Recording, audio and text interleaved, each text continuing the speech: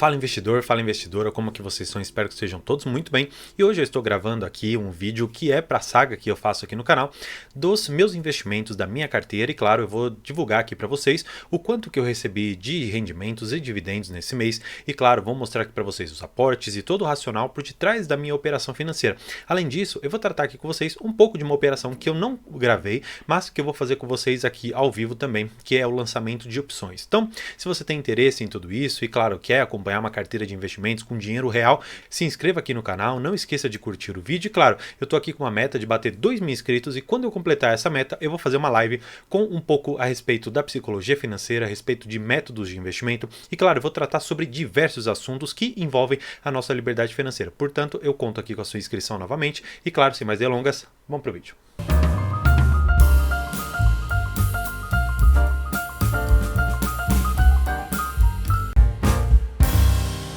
Bem, eu vou trazer vocês aqui direto para a tela, apesar de não ser algo comum eu mostrar isso aqui, porque não era uma operação que eu fazia tanto, afinal de contas eu operava por outra corretora que não me permitia fazer algumas operações com opções, com ações que eu gosto, com ações que eu quero ter no meu portfólio, eu acabei mudando de corretora e consequentemente eu acabei podendo fazer opções desta empresa aqui que eu gosto muito, que é o Banco BMG, e aqui eu tenho uma tabela que é bem simples de a gente entender, então só para que vocês entendam o que eu fiz.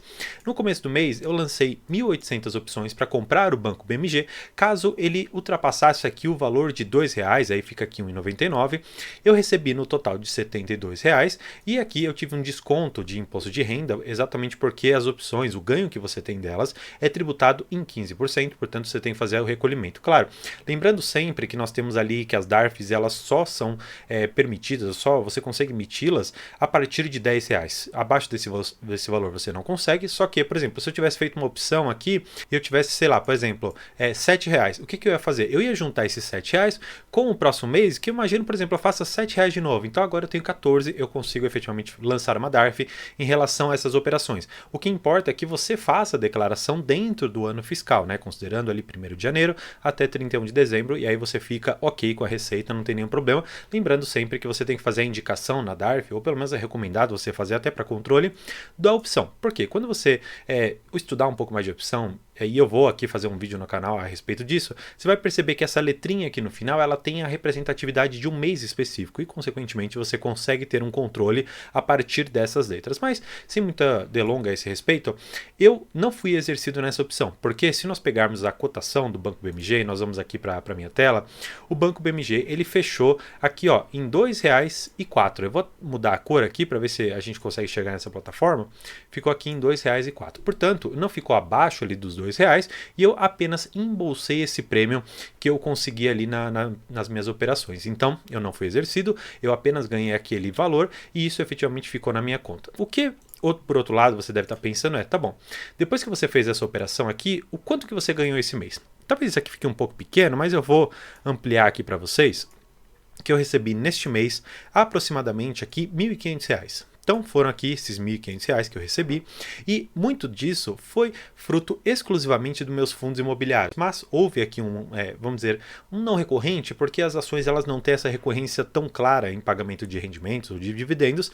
E aí eu recebi aqui R$194,15 da Transmissora Paulista de Energia. Ela havia anunciado lá no ano passado um determinado valor que ela iria pagar e claro, esse valor ele caiu aqui hoje na minha conta e eu fico bastante contente, afinal de contas as ações, por mais que elas não tenham recorrência de um fundo imobiliário, elas acabam alavancando um pouco o nosso valor. Porque, por exemplo, no mês passado, que eu não tive nenhum efeito relevante ali de dividendos na minha carteira, eu recebi aproximadamente R$1.300, então R$200 a mais aqui com certeza fazem uma grande diferença no momento de eu fazer meus aportes. E vocês podem acompanhar no gráfico que eu tenho aqui, que desde o comecinho ali da minha carteira, eu vim recebendo ali pouco, eu vim recebendo R$100, R$120, e depois eu fiz um grande aporte aqui em fevereiro, então tem até aqui no canal, vocês podem ver que eu fiz um aporte bem robusto ali, e eu comecei a receber um valor bastante interessante aqui, acima já de um salário mínimo.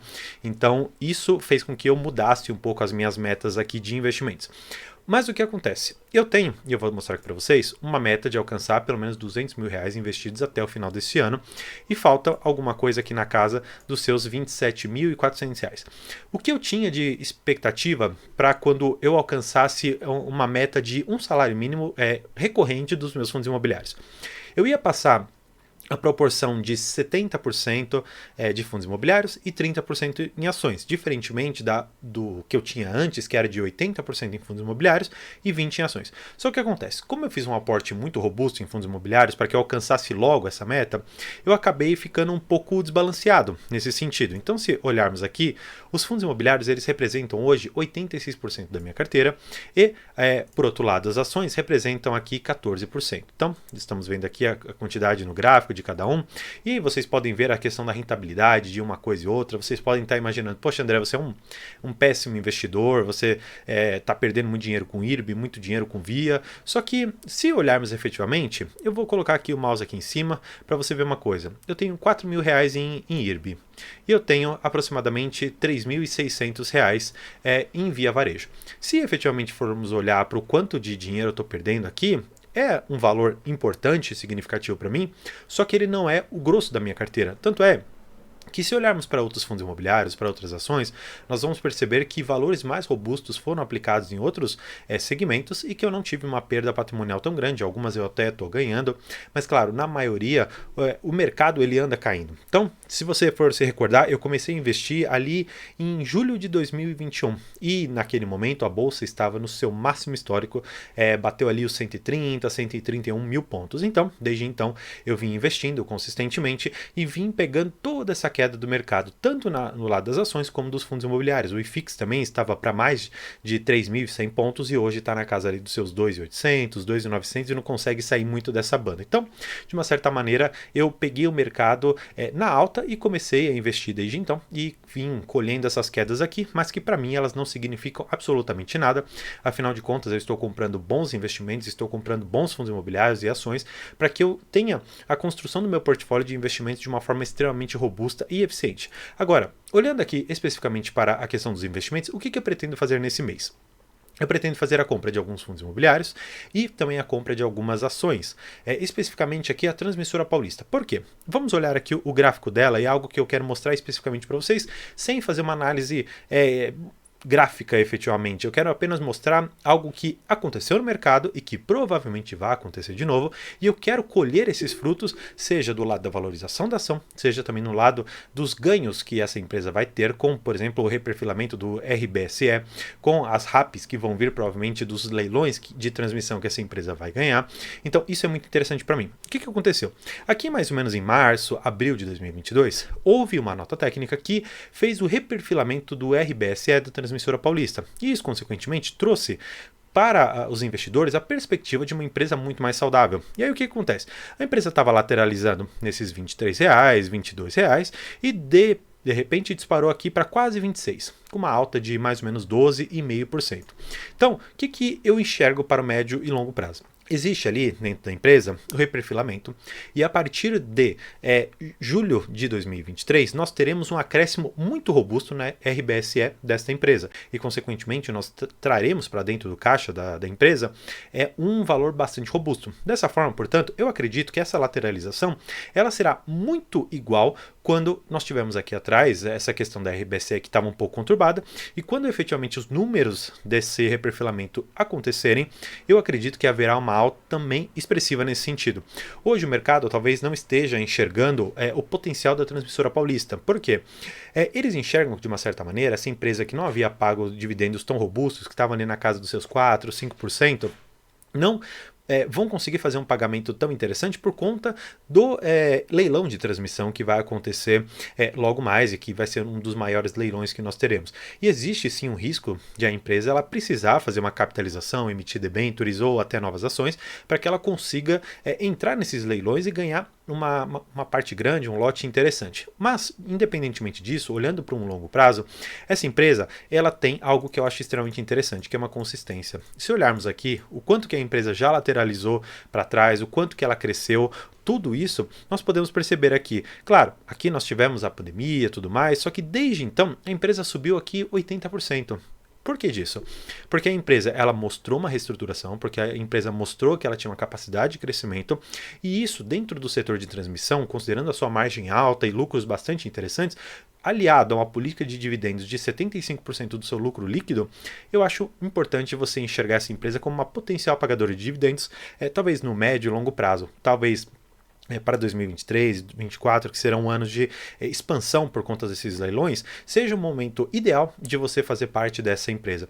Claro, eu estou olhando aqui também a Lupar. A Lupar é uma empresa também do setor de transmissão, mas também com uma parte de geração, que hoje já está no final do ciclo de investimentos e que potencialmente pode pagar dividendos para nós. Mas eu ainda assim quero montar uma posição um pouco maior na Transmissora Paulista para que eu consiga colher no médio e longo prazo o fruto desses rendimentos, os frutos dessa valorização da ação. Então, sem mais delongas, olhando aqui para o gráfico que eu tenho aqui, a Transmissora Paulista hoje ela representa 21% do meu patrimônio em ações.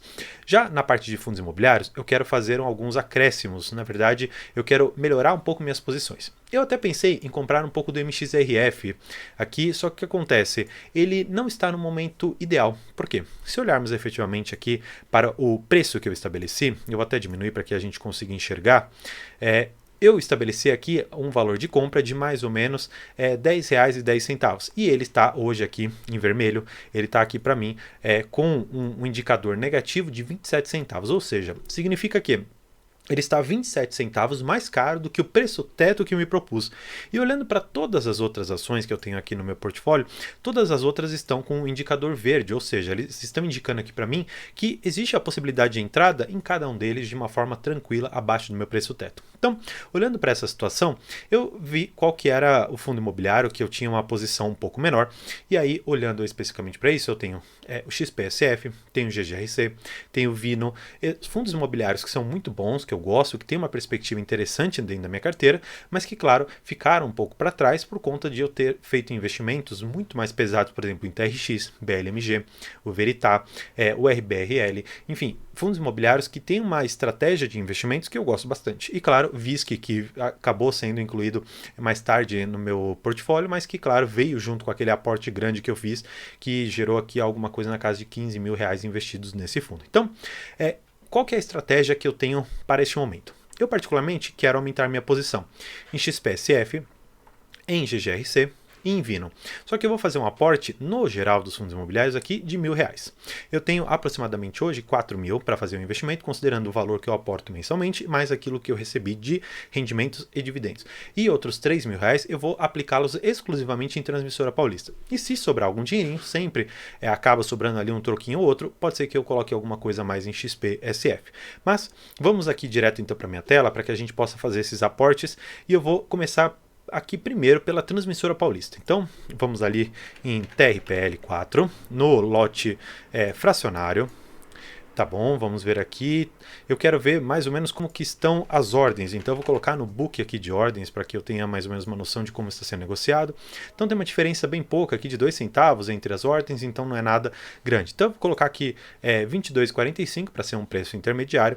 E eu quero mais ou menos ali R$3.000. Então isso daria alguma coisa em torno de umas 140 ações. Seria mais ou menos isso. Aqui ele não permite eu colocar no lote fracionário esse valor, então eu vou colocar 99, a minha ordem aqui, pronto, aqui ela está pendente, eu já fiz a compra, eu vou fazer a compra aqui de 99, então vamos lá, eu vou fazer aqui a compra de 99, então eu já investi 2.222, então eu tenho mais ou menos uns R$780 ainda, então dividido aqui por 22,45, eu ainda tenho mais 34 ordens para colocar, então vou colocar mais 34 ordens a 22,45 também, e aí eu vou fazer essa compra aqui, eu consigo executar, bem, já foi tudo aqui executado pelo preço de R$22,45, as minhas ordens foram todas aceitas aqui, então eu posso colocar que eu fiz a compra de 133 unidades de Transmissora Paulista. Então vamos aqui para a minha tabela, vou colocar aqui Transmissora Paulista, eu comprei 133 unidades